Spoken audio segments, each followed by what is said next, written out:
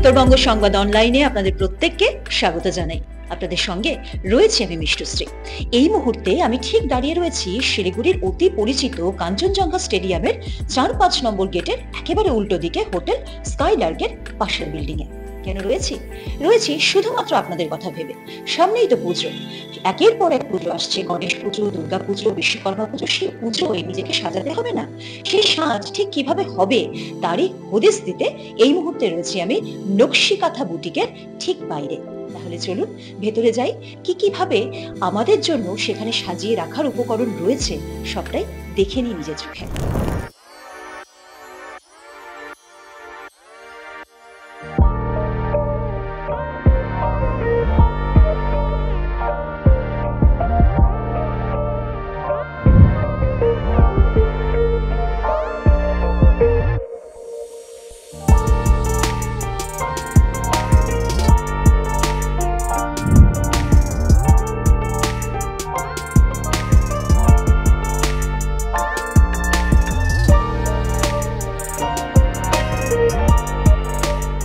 শুরুতেই আপনাদের বললাম না, নকশিকাঁথা বুটিকের ভেতরে পা রাখছি। হ্যাঁ, এই মুহূর্তে ঠিক সেখানেই বসে রয়েছি আমি। আর আমার ঠিক পাশে রয়েছেন যেই দুটি মানুষ, সেই মানুষ দুটির পরিকল্পনা ছাড়া, ভালোবাসা ছাড়া নকশিকাঁথা বুটিক হয়তো আমরা উত্তরবঙ্গের মানুষেরা পেতাম না।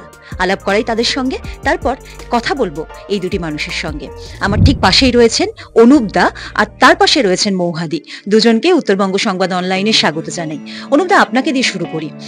ভেতরে ঢোকার পর থেকে তো ভাষা জাস্ট হারিয়ে ফেলেছি। প্রচুর বুটিকে আমরা গেছি লাইভ করতে, প্রচুর বুটিক ঘুরেছি, আমাদের দর্শকেরাও সেই সমস্ত বুটিকের সাক্ষী থেকেছেন, কিন্তু এমন একটি বুটিক কিভাবে সম্ভব হলো?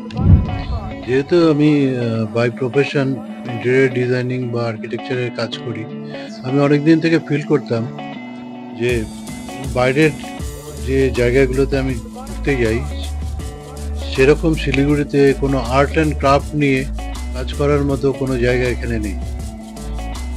সম্প্রতি এয়ারপোর্টে একটা বিশ্ববাংলা স্টোর হয়েছে, তাছাড়া শিলিগুড়িতে সেরকম আর্ট অ্যান্ড ক্রাফট নিয়ে কোনো কাজ করার জায়গা নেই। এখানে শিলিগুড়িতে আর একটা জিনিস লক্ষ্য করতাম, বুটিক বলতে শিলিগুড়িতে শাড়ির দোকান বোঝায়।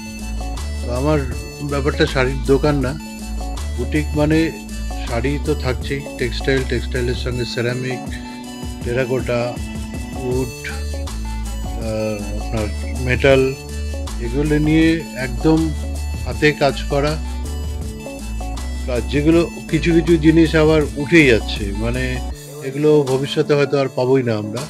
যেমন আমাদের একটা ট্র্যাডিশনাল পটচিত্র হয়, কালীঘাট পটচিত্র, মেদিনীপুরের একটা পিংলা পটচিত্র হয়, উড়িষ্যার পটচিত্র হয়, এগুলো আস্তে আস্তে আমাদের এখান থেকে হারিয়ে যাচ্ছে। তো সেইগুলোকে একটা জায়গায় জড়ো করা। তারপরে যেমন আপনার আছে কাঠের কার্ভিংয়ের মধ্যে কাজ করা, বাটালি আর হাতুড়ি দিয়ে শুধু, সেই কাজগুলো আস্তে আস্তে উঠে যাচ্ছে। তারপরে আমাদের একটা বিখ্যাত জিনিস ছিল পশ্চিমবঙ্গের, সেটা হচ্ছে মাদুরঞ্জি বলে। মাদুর গাছ হয়, একটা গাছের থেকে মাদুর হাতে বোনা, যেমন তাঁত বনে সেই একই টেকনোলজিতেই ওটা মাদুর বোনা হয়। সেটাও আস্তে আস্তে আমাদের এখান থেকে হারিয়ে যাচ্ছে। সেই জিনিসগুলোতে একসঙ্গে করা। তাছাড়া সেরামিক্স আছে, টেরাকোটা আছে, টেরাকোটাও আস্তে আস্তে হারিয়ে যাচ্ছে। সেগুলোকে একটা জায়গায় জড়ো করা, এটা শুধু আমার ব্যবসায়িক ব্যাপারে নয়, এটা আমি কিছুটা এক্সিবিশন হিসেবেও দেখছি। এমন একটা জায়গা যেখানে আমাদের শুধু বাংলা না, ভারতবর্ষের সব জায়গারই আছে জিনিস, সেগুলো এসে এটা কেউ দেখেও যেতে পারে, বসতে পারে, আড্ডা মারতে পারে, গল্প করতে পারে, এই জিনিসগুলোর এক্সপিরিয়েন্সটা নিতে পারে।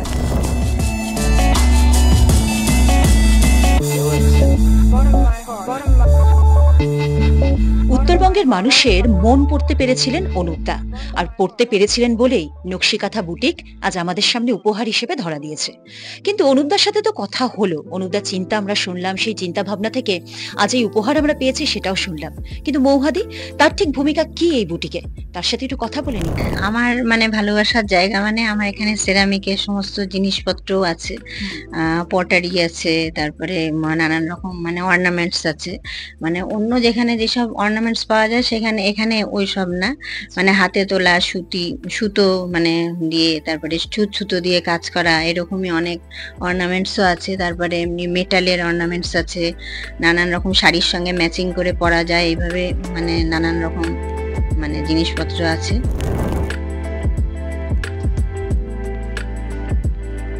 মৌহাদির বক্তব্য থেকে এটা স্পষ্ট যে অন্য বুটিকে যেটা পাবেন এই বুটিকে কিন্তু সেটা নেই বা সেটা পাবেন না। তার থেকে আরো ভালো কিভাবে নিজেকে সাজিয়ে তোলা যায় সেই সন্ধানই দেয় শুধুমাত্র নকশিকাঁথা বুটিক। কিন্তু হ্যাঁ, আমি জানি আমার ওপাশে যারা রয়েছেন এই মুহূর্তে, যে সমস্ত দর্শকেরা রয়েছেন, তারা ভাবছেন গল্প তো হলো, নকশিকাঁথা বুটিকের পথ চলা তো শুনলাম, কিন্তু শাড়ি কখন দেখবো? তাই ভাবছেন তো, শাড়ি দেখাবো। শুধু শাড়ি নয়, শাড়ির সঙ্গে গয়নাও দেখাবো, কারণ সামনের সপ্তাহেই রয়েছে গণেশ পুজো, তারপর বিশ্বকর্মা, তারপর দুর্গা পুজো, কালী পুজো, একের পর এক পুজো যেন বাঙালির জীবনকে ওতপ্রোতভাবে ঘিরে ধরছে। তাহলে চলুন ধীরে ধীরে পা বাড়াই সেদিকে, কোন শাড়িতে সেজে উঠলে অন্যদের থেকে আপনাকে মোহময়ী লাগবে। সবার আগে এখানে দাঁড়ানোর পর যে শাড়িটা আমার সব থেকে বেশি চোখ টানছে এই শাড়িটা, কারণ এই ধরনের শাড়ি আমি নিজেও পরতে খুব ভালোবাসি। না, আপনারা জানেন আমি ভীষণভাবে বুটিক লাভার, প্রত্যেকটা বুটিকের অনুষ্ঠানে গিয়ে আপনাদের সঙ্গে এই কথাটা আমি বারবার করে ভাগ করে নিই। তবে এই শাড়িটা কি, কোথা থেকে এলো, আমি একটু কথা বলবো যার সঙ্গে, তার নামটাও ভারী সুন্দর, শাড়িটাও যেমন সুন্দর, তার নামটাও ভারী সুন্দর। মানে আমি কথা বলবো লাবণ্যের সঙ্গে। লাবণ্য, তোমাকে উত্তরবঙ্গ সংবাদ অনলাইনে স্বাগত জানাই। এটা কি শাড়ি যদি একটু বলো? এটা হচ্ছে আন্ধ্রপ্রদেশের শাড়ি। এটা তসরের ওপর করা হয়েছে, আর এটা ন্যাচারাল ডাই দিয়ে প্রথমে ডাই করা হয়, আর এগুলো কলমকারি, তো পেন দিয়ে করা হয়। তারপরে এটাকে দুধের মধ্যে, মোষ বা ছাগলের দুধের মধ্যে 24 আওয়ার্স চুবিয়ে রাখা হয়, তার জন্য একটা স্মেল আছে এটা। তো তারপরে ওটাকে সানলাইটে শুকানো হয়, ভালো করে শুকিয়ে যাওয়ার পরে ওটাকে আবার ন্যাচারাল ডাই দিয়ে ডাই করা হয়।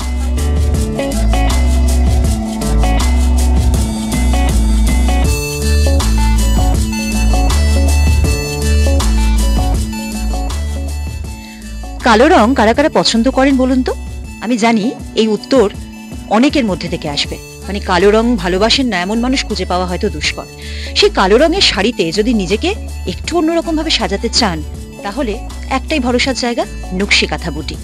আমার সামনেই রয়েছে একটি কালো রঙের খুব সুন্দর শাড়ি। কি শাড়ি এবং এই শাড়ি কেন বেছে নেবেন সাজার জন্য, কথা বলে নি মৌহাদির সঙ্গে। মৌহাদি, কি শাড়ি এটা? এটা বিষ্ণুপুরি সিল্কের ওপরে বাটিক, হ্যান্ড বাটিক। কিন্তু এর ভেতরের যে ছবিগুলো আঁকা রয়েছে একটু অন্যরকম, একটু যদি মানে তুলে ধরা যায় আমাদের দর্শকদের সামনে।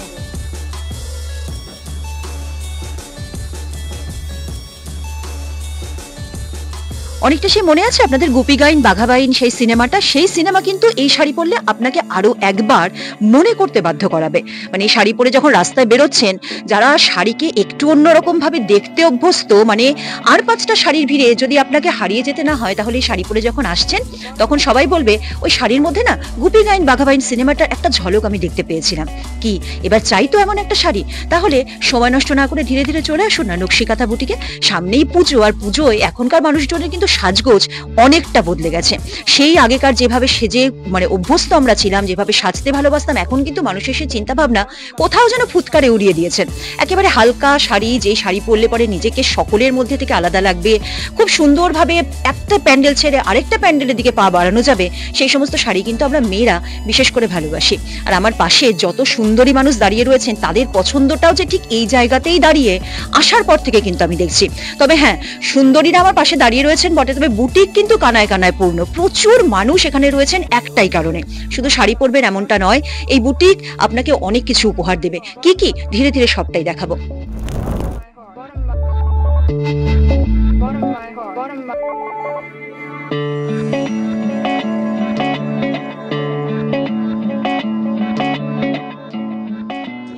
অনেকক্ষণ ধরে না একটা শাড়ি আমার ভীষণ চোখ টানছিল।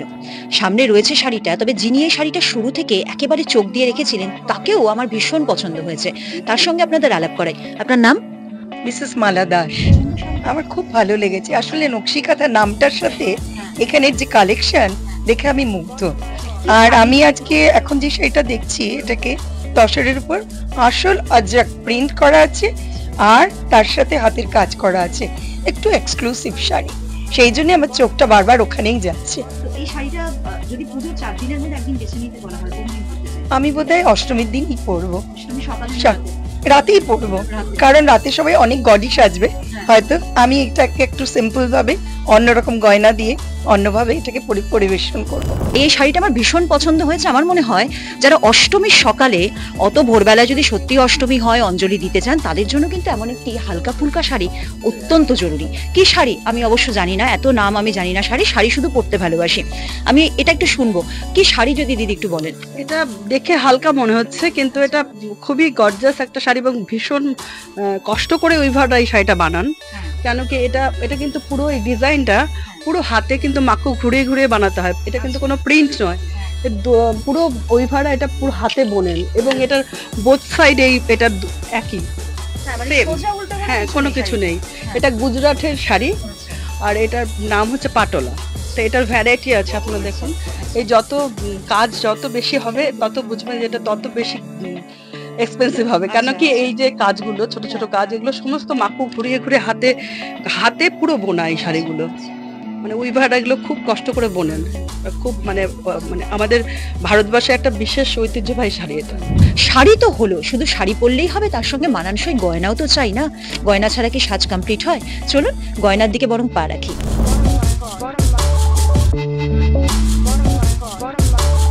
এখানে আসা মহুয়া এবং অনুপদা আমার খুব কাছের একজন মানুষ, তো তাদের আহ্বানে আমি এখানে এলাম। এসে জাস্ট মুগ্ধ হয়ে গেছি, প্রত্যেক দিকে তাকাচ্ছি আর ভালোবাসার ছোঁয়ায় ভরা। এত নিপুণ হাতে এত সুন্দর করে সাজানো বুটিক শিলিগুড়িতে কিন্তু একেবারেই দেখিনি, এই প্রথম দেখলাম। আর প্রত্যেকটা জায়গায় সৌন্দর্য শুধু নয়, তার সঙ্গে ভালো লাগা আর ভালোবাসার ছোঁয়াও আছে। শাড়ির যেমন অদ্ভুত কালেকশন, আমরা মেয়েরা শাড়ি পরতে ভালোবাসি, পুজোর সময় শাড়ি পরে সাজবো, কিন্তু সাজ সবসময় অপূর্ণ থেকে যায় যদি তার সাথে একটা সুন্দর মানানসই গয়না না পরি। শাড়ি দেখতে দেখতে এইদিকে এসে চোখ গেল আটকে, এত সুন্দর সুন্দর কালেকশন। সত্যি কোন শাড়ির সাথে কোন মানানসই গয়না পরলে তোমায় সুন্দর দেখাবে, সেটা যদি পেতে চাও তাহলে এখানে এসে শাড়ি কিনে থেমে থাকলেই হবে না, তার সঙ্গে সুন্দর সুন্দর গয়নাগুলো দেখে নিয়ে তার সঙ্গে মানিয়ে নিয়ে যেতে হবে।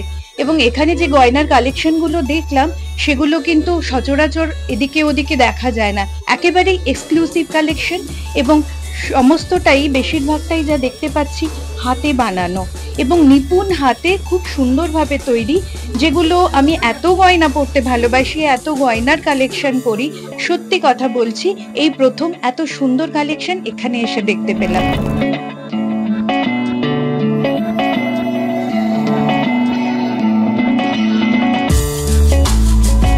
প্রায় 1 ঘন্টা নকশিকাঁথা বুটিকের আনাচে কানাচে ঘুরলাম নকশিকাঁথা বুটিকে, কিন্তু একটা কথা বারবার মনে হলো, শুধু শাড়ি গয়না বা আর্ট অ্যান্ড ক্রাফটের জিনিস কিনতেই নকশিকাঁথা বুটিকে যদি আসেন তাহলে কিন্তু খুব ভুল করবেন। এই বুটিকের যে পরিবেশ, সেই পরিবেশও কিন্তু আপনাদের মন যেন নিমেষে ছুঁয়ে যাবে। তাই আমার সঙ্গে উত্তরবঙ্গ সংবাদ অনলাইনে যে সমস্ত দর্শকেরা এতক্ষণ ছিলেন তাদেরকে বলবো, যদি এই নকশিকাঁথা বুটিকে এতদিন পা না রেখে থাকেন তাহলে কিন্তু সময় নষ্ট না করে দ্রুত চলে আসুন।